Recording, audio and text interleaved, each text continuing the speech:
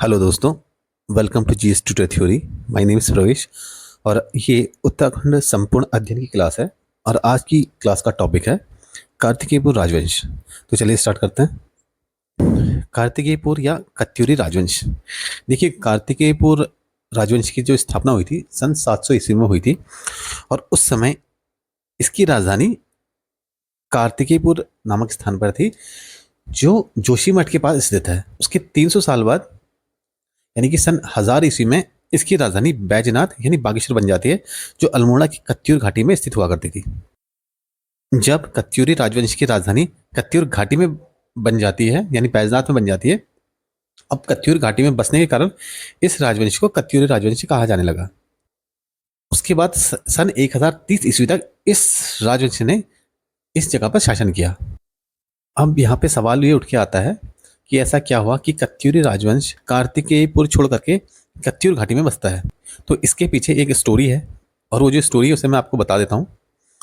उसे मैंने यहाँ पे लिखा नहीं है, केवल मैं इसको आपको एक बैकग्राउंड स्टोरी की तरह बता देता हूँ।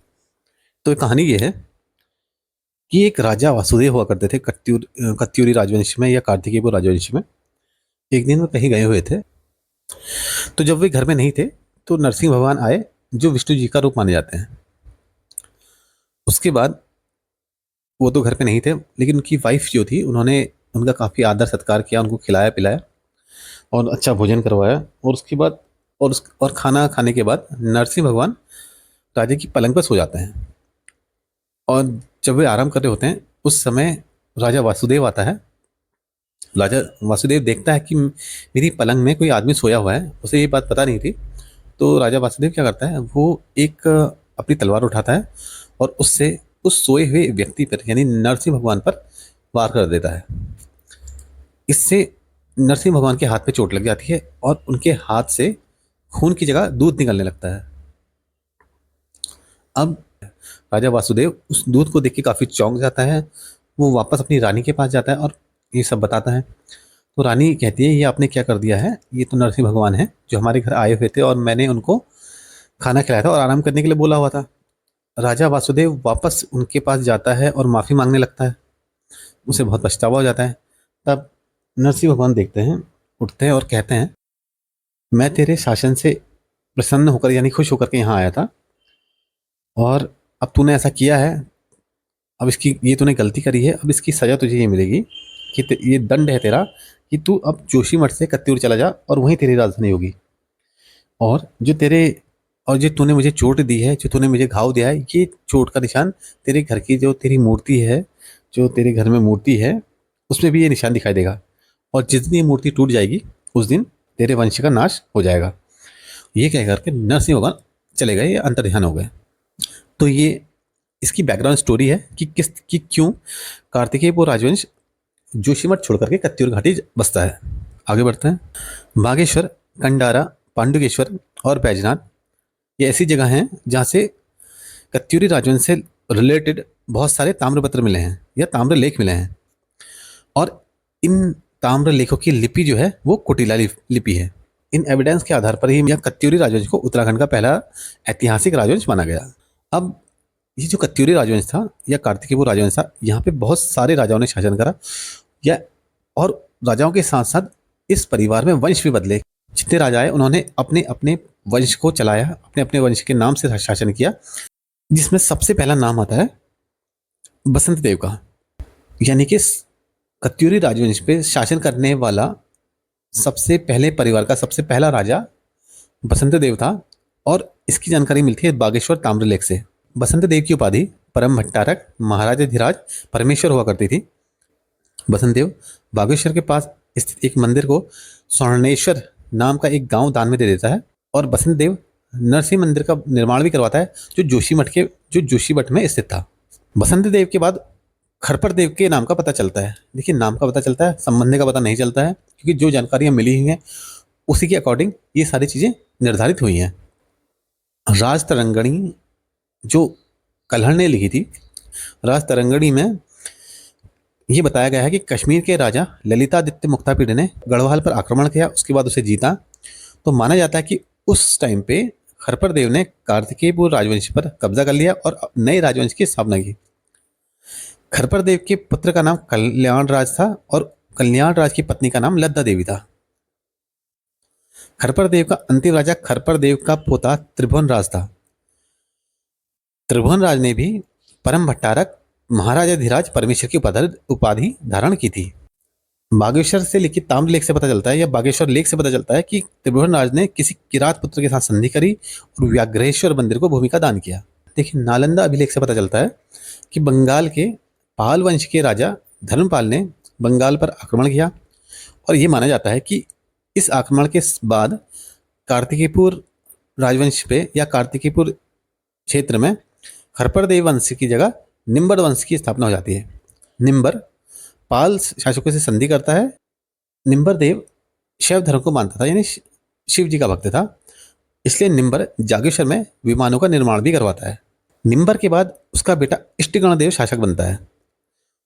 इष्टिगण देव पूरे उत्तराखंड को एक सूत्र में बांधने का प्रयास करता है। मतलब इष्टिगण देव सोचता है कि संपूर्ण उत्तराखंड को मैं एक कर दूं, जितने भी क्षेत्र हैं उनको मिला करके एक क्षेत्र बना दूं।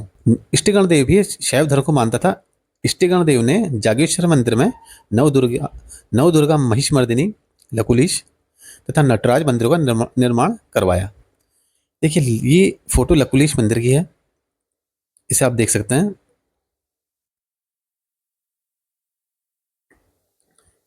ये लकुलिश मंदिर है और सबसे अच्छी बात यह है कि ये फोटो मैंने खुद क्लिक की है। इस बार सावन में जब मैं जागेश्वर गया था तब मैंने ये फोटो ली थी। ये वो लकुलिश मंदिर है और इससे रिलेटेड क्वेश्चन कई बार आया है। इस बार उत्तराखंड अपर पीसीएस में भी ये क्वेश्चन आया था कि लकुलिश मंदिर का निर्माण किस राजा ने करवाया था, तो उत्तर है इष्टिगण देव।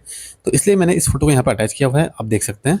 और इष्टिगण के टाइम ही, जब इष्टिगण का शासन था, उसी समय उत्तराखंड में आदि गुरु शंकराचार्य जी आए थे। ठीक है। इष्टिगण के बाद उसका बेटा यानी उसका पुत्र ललित शूरदेव शासक बनता है और पांडुकेश्वर से मिले ताम्रपत्र में ललित शूरदेव को कली कलंक पंख में मग्न धरती के उद्धार के लिए बराहावतार के समान बताया गया है। मतलब बराहावतार के समान यानी बराहावतार विष्णु जी के अवतार थे, तो इसी अवतार के समान, बराहावतार के समान ललित शूरदेव को बताया गया है। ललित शूरदेव के बाद उसका बेटा भूदेव राजा बनता है। भूदेव बौद्ध धर्म का विरोध करता है और बैजनाथ मंदिर के निर्माण में सहायता देता है। आगे एक राजा और आता है, उसका नाम था इच्छरदेव। इच्छरदेव के पिता का नाम था सलोड़ादित्य। इच्छरदेव अपने पिता के नाम पर सलोड़ादित्य वंश की स्थापना करता है और ये जानकारी बालेश्वर और पांडुकेश्वर से मिले ताम्रपत्रों से मिलती है। इच्छरदेव भुवन विख्यात दुर्मदाराती सिमनविनी मैधत्य दीक्षादान दक्ष गुरु की उपाधि धारण करता है। इसका मतलब है विश्व विख्यात दुर्दांत शत्रुओं की पत्नियों को वैधत्य की दीक्षा देने में सफल गुरु। दुर्दांत मतलब दुर्भाग्यशाली शत्रु, मतलब वो अभागे शत्रु जो उससे लड़े, और वैधत्य मतलब विधवा जिसे हम कहते हैं। इच्छरदेव के बाद सलोड़ादित्य वंश में देशदेव, पद्मदेव, सुभिक्षराज शासक बनते हैं। आसम्वी देव, देखिए आसम्वी देव ने आसंती देव वंश की स्थापना कार्तिकेय राज्य में की और इस वंश का अंतिम राजा था ब्रह्मदेव। ब्रह्मदेव भोगी और विलासी होने के साथ साथ बहुत ही कमजोर राजा भी था और जागरों में इसे वीरमदेव या वीरदेव भी कहते हैं। ये कार्तिकेय राज्य के वंशों की सूची है, जिसमें सबसे पहले वसंत देव जिसने पहला वंश चलाया था, उसके बाद आया खरपर देव वंश, उसके बाद निम्बर देव वंश और उसके बाद सलोड़ादित्य वंश और उसके बाद असंती देव वंश। अगर कार्तिकेय राजवंश के राजाओं और उनके वंशों को समझे तो ये इस तरह से सीरीज बन जाती है। सबसे पहले वसंत देव का वंश, उसके बाद आता है खरपर देव वंश जिसमें सबसे पहले खरपर देव था, उसके बाद कल्याण राज था, उसके बाद त्रिभुवन राज, उसके बाद आया निम्बर वंश जिसमें सबसे पहला था निम्बर देव, उसके बाद इष्टिगण देव, उसके बाद ललित शूरदेव और उसके बाद भूदेव। निम्बर देव वंश के बाद आया सलोड़ादित्य वंश जिसमें सबसे पहला राजा था इच्छरदेव और अंत में जो नाम पता चलता है उसका नाम है आसंती देव वंश जिसका प्रथम राजा था आसम्वी देव और अंतिम राजा था ब्रह्मदेव। कार्तिकेय राज्य से संबंधित कुछ इंपॉर्टेंट बातों को समझ लेते हैं। देखिए, इतिहासकार लक्ष्मीदत्त जोशी मानते हैं कि कार्तिकेयपुर राजा मूलतः अयोध्या के थे और इतिहासकार बद्रीदत्त पांडे मानते हैं कि कार्तिकेयपुर राजा सूर्यवंशी थे। कार्तिकेयपुर राजाओं के आदिपुरुष शालिवाहन को माना जाता है और कार्तिकेय राजाओं के इष्ट देवता कार्तिकेय थे। कार्तिकेय राज्य के शासकों की राजभाषा संस्कृत और लोक भाषा पाली थी। मतलब जो शासक वर्ग था वो संस्कृत बोलता था और जो सामान्य जनता थी वो पाली भाषा बोलती थी। कुमाऊं की जनता कार्तिकेय को अपना लोक देवता मानती है। कार्तिकेय शासकों की उपाधि गिरिराज चूड़ामणि हुआ करती थी और कार्तिकेय के राजकुमार की उपाधि रजबार हुआ करती थी। कार्तिकेय राज्य में सड़क और पुल और राज्यों से बहुत अच्छे बनाए जाते थे। पद्मदेव ने बद्रीनाथ मंदिर को भूमि का दान किया और जो डोटी परिवार के छोटे राजकुमार हुआ करते थे उनको रैका कहते थे। नरेश के भ्राता यानी राजा के भाइयों के बेटे राजकुमार कहलाते थे। राज्य के अंतर्गत जो ठकुराइयां होती थी उनका शासन सामंत के द्वारा होता था, यानी जो उस पर शासन करते थे उनको सामंत कहते थे। विषयपति जिले का सर्वोच्च अधिकारी होता था, यानी कि विषय मतलब जिला। चोरोधर्णिक के अंतर्गत चोर डाकुओं को पकड़ने का विभाग हुआ करता था। कार्तिकेय राजवंश में पाठशालाओं की स्थापना हुई और सार्वजनिक स्थलों पर प्याऊ लगाए गए। कार्तिकेय राजवंश में सबसे ऊपर नरेश हुआ करता था जिसे हम राजा कहते हैं। उसके बाद ऊपर क्या राज्यपाल होता था, ये प्रांत को यानी जो छोटे राज्य हैं उनको संभालता था। ठीक है। इसके बाद विषय यानी कि जिले हुआ करते थे। कार्तिकेय राजवंश में 5 जिले माने गए हैं। ऐशाल विषय, टंकड़पुर विषय, अंतराग विषय, मायापुर हाट विषय और कार्तिकेय विषय। जो ऐशाल जिला था या ऐशाल विषय था वो भागीरथी और यमुना नदी के बीच का क्षेत्र माना जाता था। टंकड़पुर विषय अलकनंदा नदी और भागीरथी नदी के बीच का मैदान हुआ करता था। अंतराग विषय अलकनंदा क्षेत्र हुआ करता था। मायापुर हाट विषय हरिद्वार के निकट का क्षेत्र हुआ करता था। और कार्तिकेय विषय कच्यूर क्षेत्र से गोमती घाटी तक का क्षेत्र हुआ करता था। कार्तिकेय राजवंश में जो अधिकारी हुआ करते हैं उनके बारे में समझते हैं। हस्तत्यास वोस्ट बलाधिकृत, ये वो अधिकारी होता था जो 3 सेनाओं का सर्वोच्च अधिकारी था। इसका मतलब है वहां पर कई सारी सेनाएं हुआ करती होंगी और वो क्या सेनाएं हैं उसे हम आगे देख लेंगे। उसके बाद है प्रांतपाल। प्रांतपाल सीमाओं का जागरूक प्रहरी हुआ करता था, मतलब जो सीमाओं पर जागता था, जो सीमाओं पर देखरेख करता था। धट्टेपाल गृहद्वारों का रक्षक हुआ करता था। वर्मपाल सीमा के पार आने जाने वाले लोगों पर कड़ी नजर रखता था। मतलब वर्मपाल एक अधिकारी था जो सीमा पर नजर बनाए रखता था और देखता था कि कौन आ रहा है कौन जा रहा है। नरपति नदी घाटी पर आवागमन पर नजर रखता और संदिग्ध लोगों की छानबीन करता था। इसका मतलब है जो लोग नदी से आना जाना कर रहे हैं, नदी से आर पार जा रहे हैं, उन लोगों पर कड़ी नजर रखने वाला और जो संदिग्ध व्यक्ति लगते थे उनकी छानबीन करने का काम नरपति नामक अधिकारी करता था। गौलमिक, देखिए जो पैदल सेना हुआ करती थी उसका प्रमुख गौलमिक कहलाता था और जो अश्वरोही सेना होती थी उसका प्रमुख अश्व बलाधिकृत कहलाता था। हस्ती बलाधिकृत गज सेना का प्रमुख होता था और उष्ट बलाधिकृत ऊंट सेना का प्रमुख हुआ करता था। इसका मतलब है यहाँ पर 4 तरह की सेनाएं हुआ करती थी।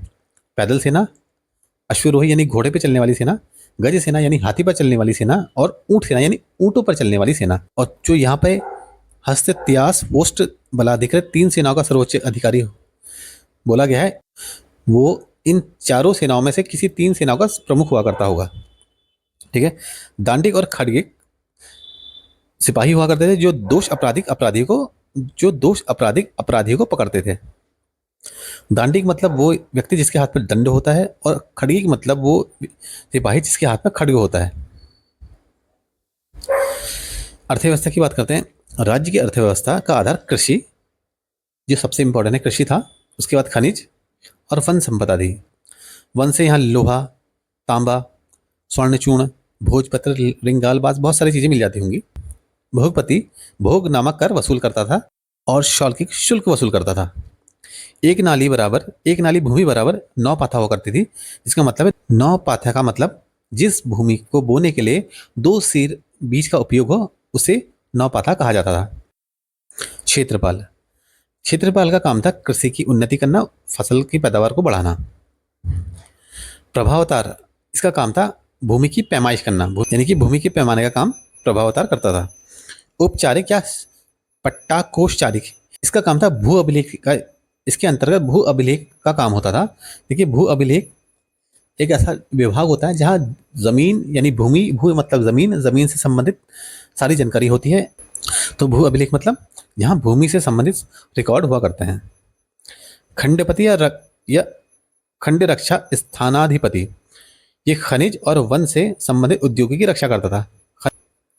भट्ट और चार प्रचार, ये सामान्य जनता से या प्रजा से बिष्ट या बेगार लिया करते थे, यानी कि बेगार की प्रथा उस समय भी चलती रही होगी। ये होती क्या, ऐसे हम आगे समझेंगे। तो यहाँ पे हमने उत्तराखंड संपूर्ण अध्ययन में कार्तिकेय राजवंश को समझ लिया, उनके राजाओं के इतिहास को समझा, उनकी अर्थव्यवस्था को समझा, उनका राज्य किस तरह से काम करता था, कैसा था, उसके बारे में हमने सारी जानकारी ले ली है। मुझे उम्मीद है आपको वीडियो पसंद आई होगी, और अगली वीडियो में हम उत्तराखंड संपूर्ण अध्ययन से रिलेटेड क्वेश्चंस को करेंगे। तो चलिए अगली वीडियो मिलते हैं। Have a good day.